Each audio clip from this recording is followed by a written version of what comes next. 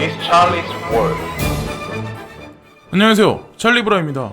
지금 어저께 제가 밤에 올려드린 패턴 있죠, 삼각 수렴 되는 거, 그거대로 만약에 했었으면은 오늘 저녁이 원래 이 패턴이 완성해서 양봉이 나오면서 사실상 지금의 상승이 원래 그 시간 정도에 와야 되는데 지금 생각보다 조금 빠르게 움직이는 것 같아요. 그게 뭐 금리의 영향인지 도대체 무슨 영향인지 모르겠지만 어쨌건 지금 현재 상황이 지금 삼각 수렴 패턴이 완성되기 전에 장대 양봉이 나오면서 사실상 올라가고 있는데, 자, 여기서 이제 우리가 봐야 할 게 두 가지 시나리오가 있어요. 근데 이거는 폭등을 말하려고 제가 이 시나리오를 말씀드리는 건 아니고, 자, 합리적인 근거로 제가 딱 정리해서 말씀을 드리면 두 가지로 딱 나눠지거든요. 그래서 첫 번째 1번 같은 경우는 여기 위에 그림이 보이시죠? 빨간색 하나, 파란색 하나. 그래서 빨간색을 보면은 그냥 며칠 동안 계속해서 오르고 내리고 하면서 1200만원까지 그냥 상승한다.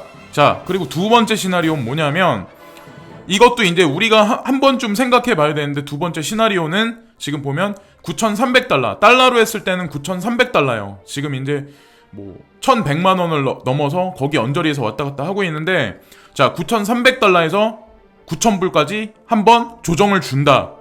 근데 9,000불을 깨는 조정이 아니라 9,000불까지 한번 조정을 준다. 근데 이게 원화로 환산했을 때는 1,060만원이거든요. 그래서 사실 진폭이 그렇게 많이 크진 않아요. 근데 만약에 두 번째 시나리오 같이 1,060만원까지 한번 찍고 상승을 한다고 했을 때도 10,000달러 도전은 그대로 직행하는 거예요. 그러니까 지금 크나큰 변동폭이 제가 봤을 때는 하방 압력이 엄청 크진 않을 거로 작용을 하고 한다고 생각을 하고, 또 중요한 건 뭐냐면 지금 밑에 보면 볼륨량 있죠. 네, 지금 보시면 계속해서 하강하고 있어.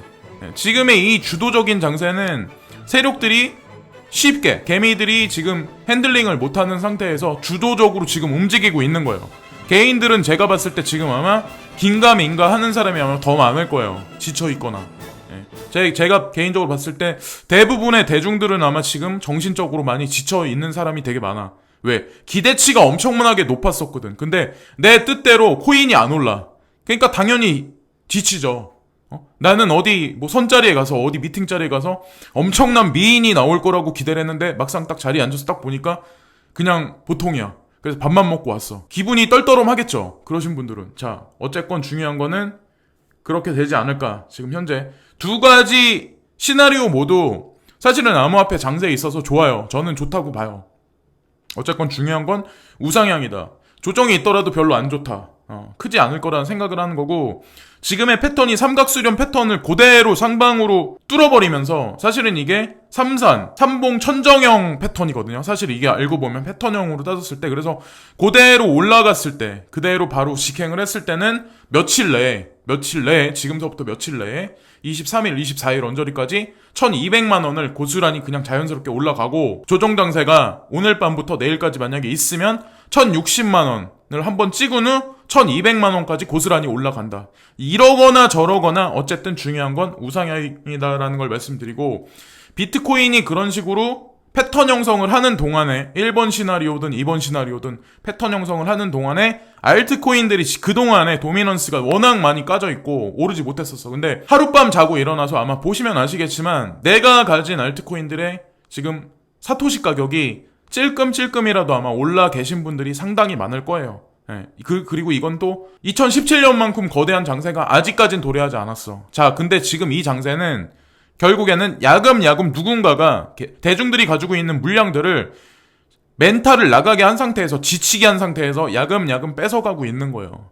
제가 봤을 땐 그렇게 보이거든요. 가랑비에 옷 적게 만들고 기대치에 부응 못하게 시세를 어느 정도 만들어 놓고, 그 다음에 거기서 이제 단타하는 사람들 있죠. 진폭이 크지 않기 때문에 단타를 내도 야금야금 가져가기가 되게 쉽지 않단 말이에요. 근데 얘네들이 프로그램을 제가 개인적으로 봤을 때 그런 식으로 지금 돌리는 게 아닐까. 그래서 지금 어쨌든 중요한 건 비트코인과 알트코인의 지금 시소 게임, 밸런스를 맞추기 위한 작업을 지금도 계속해서 진행을 하고 있는 거죠. 우리는 느끼지 못하겠지만.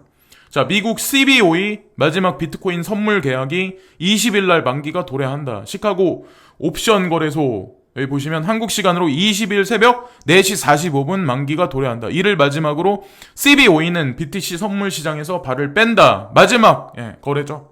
그래서 업계 전문가들은 12.52가 비트코인 선물 서비스를 중단하더라도 비트코인 시장에 대한 영향은 크지 않을 것으로 예상하고 있다. 예, 이렇게 나왔죠. 그래서 이것도 20일 만기 도래. 어쨌건 20일 새벽 시간, 새벽에 4시 45분이 만기가 도래한다. 어쨌건 이거 같은 경우는 전 FATF 2장 FATF 암호화폐 규제 지침 역효과를 우려하고 있다. 이 내용이 나오는 게 한국 시간으로 21일이 될지는 모르겠는데 오는 21일 국제자금세탁방지기구가 암호화폐 기업 규제 지침을 발표할 예정인 가운데 로저 윌킨스 전 FATF 2장이 FATF의 새로운 지침이 발표되면 대중들이 기존 규제 당국의 통제하에 운영되는 암호화폐 플랫폼을 떠나는 부작용을 야기할 수 있다고 말했다. 그래서 이분이 중심적으로 핵심되게 말씀하신 게 뭐냐면 새로운 지침은 의도한 것과 정반대의 영향을 미칠 수 있다. 사실상 암호화폐 거래를 음지로 밀어내는 역효과가 일어날 수 있다. 규제 기관들은 FATF의 권고 사항을 참고하는 한편 균형 잡힌 솔루션을 마련해야 한다. 이를 통해 기업들에게 새로운 기회를 창출해 줘야 한다고 덧붙였다가 마지막 문장이에요.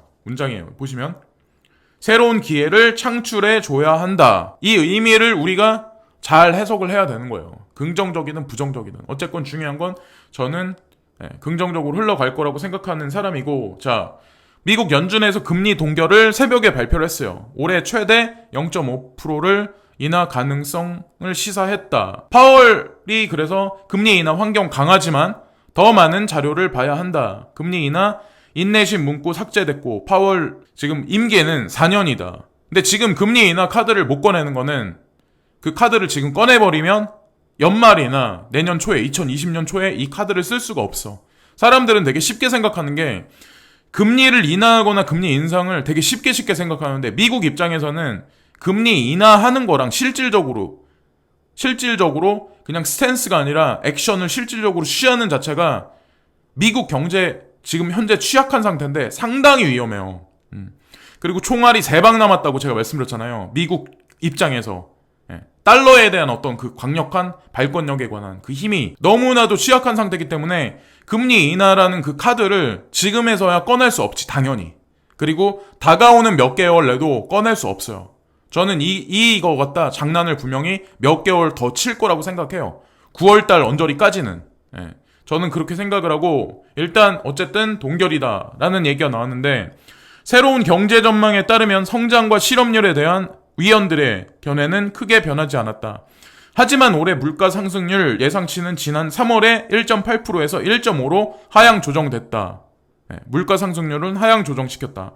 인플레이션이 아니라고 말은 하는데 알고 보면 미중 무역 갈등 때문에 실질적인 소비자 물가 지수는 아마 올라갔을 거예요. 미국에 실제로 살고 계시는 분들한테는 중장기적으로 계속해서 올라갈 수밖에 없고, 자, 지표상으로는 이렇게 어떤 이익 집단은 이렇게 얘기를 할 뿐이죠.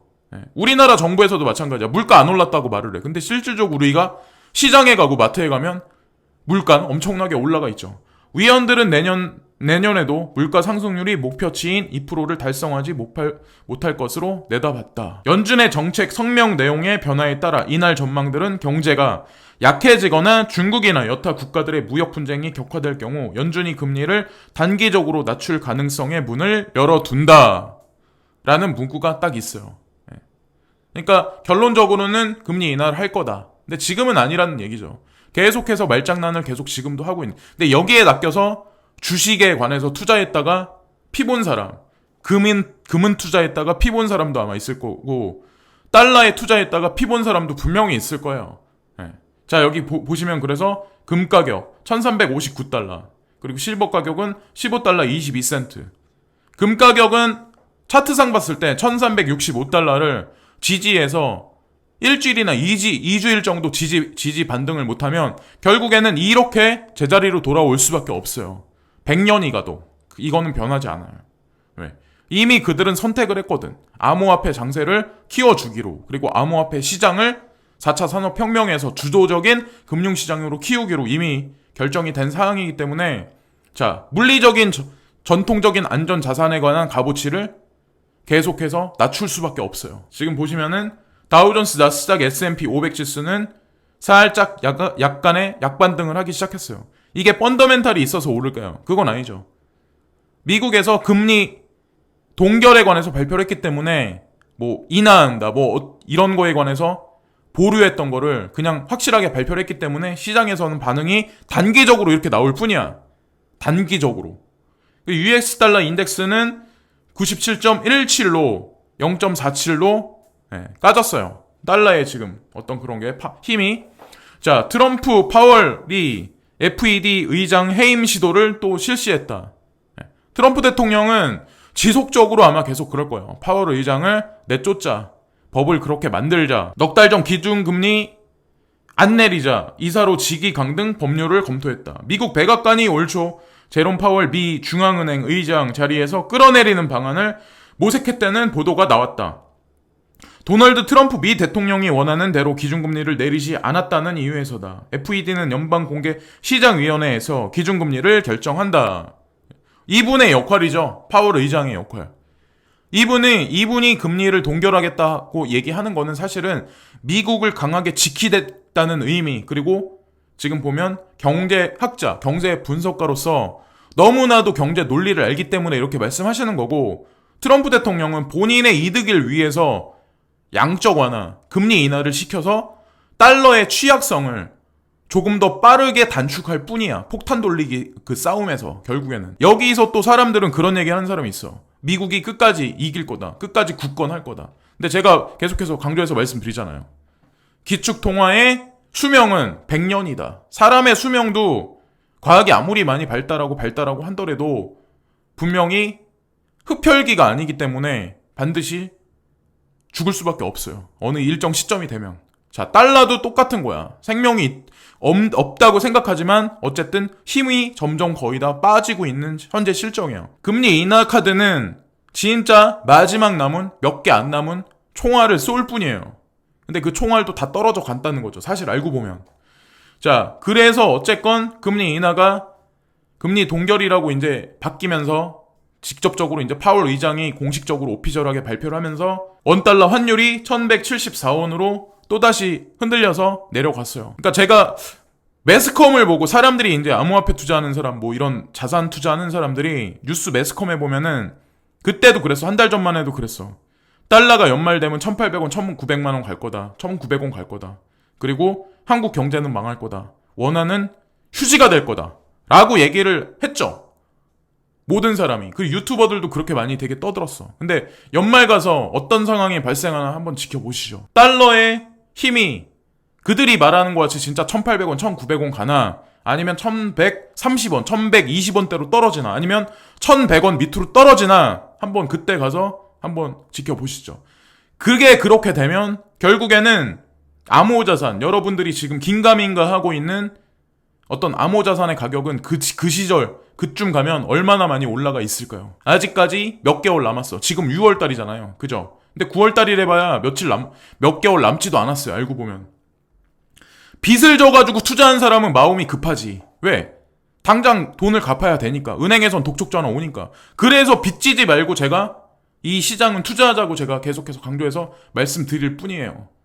거기서 내가 멘탈이 아무리 강해도 내가 확신이 찰 만큼 공부량이 어느 정도 되지 않으면 아무리 누가 어떤 유튜버가 뭐라고 떠들어도 그거는 그 사람의 지식이지, 내가 그거 유튜브 한 편 봤다고 해서 그게 전체적으로 다 흡수해버릴 수는 없잖아. 저는 그렇게 생각하거든요. 리플 코인에 관해서 한 번 더 말씀드리면, 자, 제가 이렇게 저렇게 조사한 바에 의하면, 제가 어저께 그저께도 말씀드렸지만 다른 사람들이 있죠. 지금 현재 이제 다른 코인에서, 알트코인에서 이득 나가지고 한 사람들, 그런 사람들이 리플 코인에 계속해서 지금도 많이 들어가고 있어.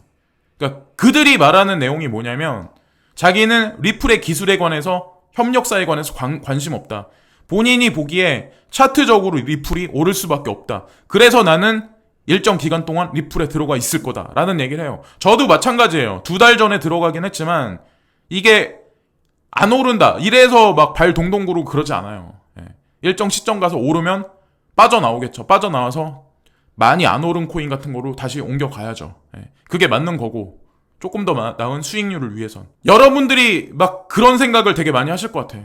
내가 산 코인이 일단 오르지 않으면 사람이란 동물이 그렇거든요. 확신을 못 가져. 내가 산 주식이 떨어지면 야, 이거 이러다 망하는 거 아닐까. 내가 산 무슨 아파트가 그 지역이 호재가 있다고 그랬는데 가격이 떨어져. 일단은 그러면 불안해. 호재에 묻히는 거죠, 사실상. 내가 산 비트코인 캐시가 안 오르면, 에이다가 안 오르면 불안한 거죠. 사람이니까 당연히 그렇죠. 근데 펀더멘탈을 보고 그럴 시간에 차라리 유튜버 하나 더 보시지 마시고 정보를 이것저것 많이 찾아보세요. 그 코인에 관해서.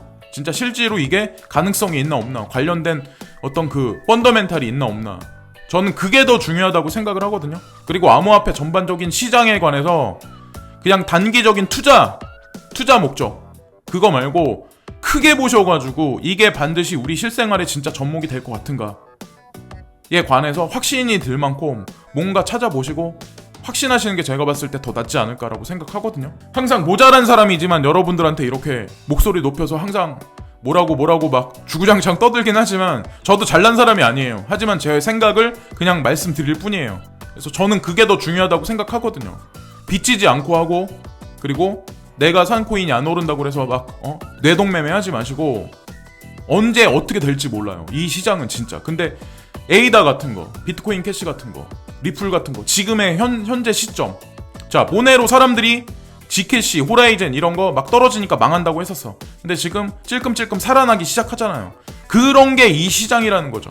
자, 지금까지 찰리 브라운이었고요. 다가오는 장세 속에 너무 불안들 하지 마시고 1번 시나리오든 2번 시나리오든 어쨌든 중요한 건 우상향이다. 결정된 거기 때문에 조정이 있더라도 진폭의 크기는 크지 않을 뿐더러 1번 시나리오로 만약에 그냥 가면 그냥 그대로 수익률을 그냥 추구하시면 돼요. 예, 지금까지 찰리 브랑이었고 오늘도 즐거운 하루들 되시고요. 예, 항상 감사합니다. 구독과 좋아요 부탁드리고 시간 되시는 분들은 광고 한 편씩 부탁드립니다. 항상 감사합니다.